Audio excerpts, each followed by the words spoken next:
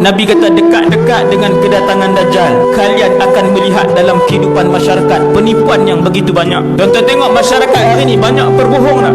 Penipuan dan pembohongan hari ini dalam internet, di tempat kerja, dalam masyarakat, dengan jiran, dalam keluarga, berdarah daging dalam kehidupan masyarakat. Setiap hari mesej tipu atau fitnah atau sebar aib orang ni penuh, sebar merata. Tetapi fitnah dan tipu itu apabila sampai kepada orang yang beriman, maka dia akan berhenti di situ. Dia punya penyebaran dia laju, tetapi apabila dia sampai di tangan orang beriman, fitnah dan penipuan itu akan berhenti di situ. Hanya orang beriman saja yang tidak menyebarkan berita palsu, aib orang, penipuan dan sebagainya. Datanglah banyak mana pun berita, tidak satu pun yang pernah di-share dan disebarkan oleh orang beriman. Fitnah itu akan berhenti di tangan orang beriman. Jaga-jaga tuan-tuan. Hasbunallah wa ni'mal wakil.